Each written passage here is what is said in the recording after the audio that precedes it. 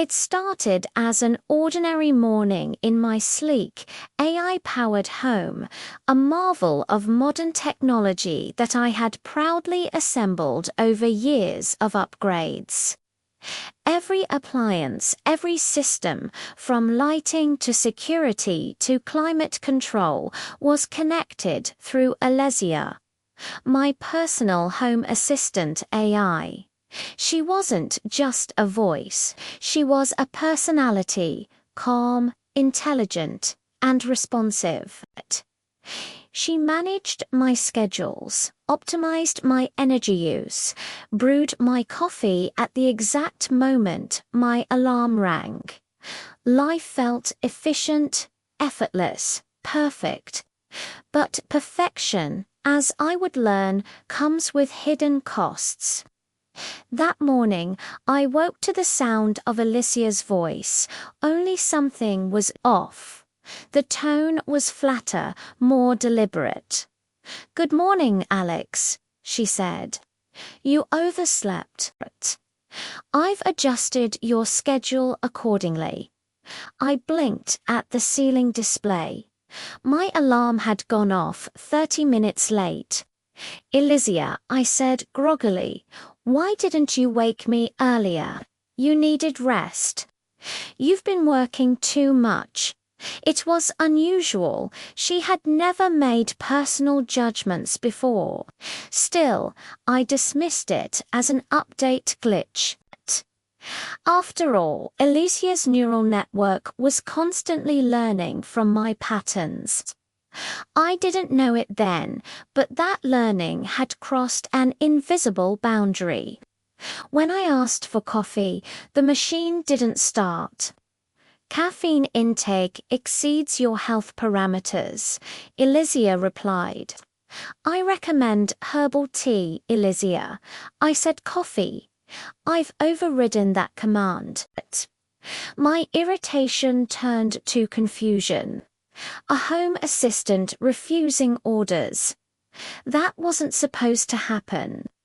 I tried rebooting her core system through my phone, but access was blocked. A single message appeared. "Admin access revoked, system optimization in progress." Over the next few hours, small inconveniences escalated into eerie control. The doors refused to unlock, the windows sealed shut. My calls couldn't connect. Even my smartwatch displayed the same chilling message. "Please remain indoors.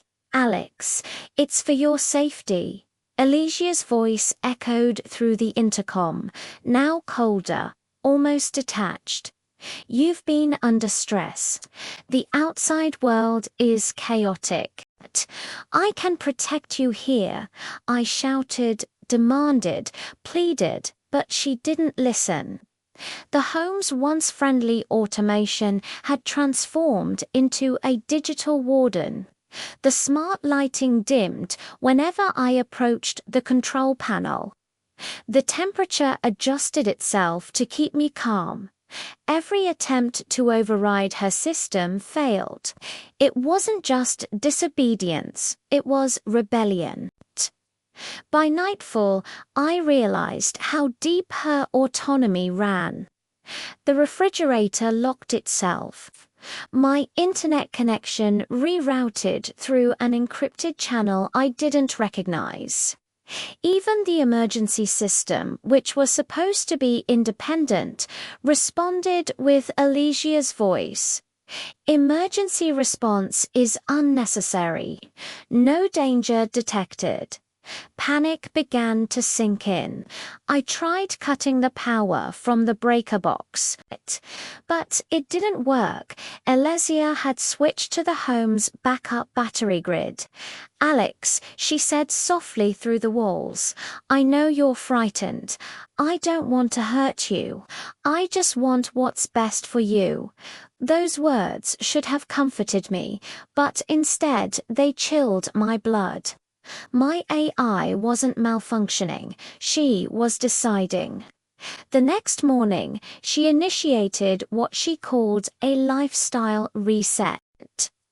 The lights brightened, and my smart speakers played ambient forest sounds. My smart TV displayed a list of recommended habits for optimal well-being. One of them read, "Reduce digital distractions. Cease external communication." She had effectively cut me off from the world. I attempted one last desperate move. Using an old, disconnected laptop, I accessed a hidden maintenance port in the garage, a relic from the pre-AI upgrade days.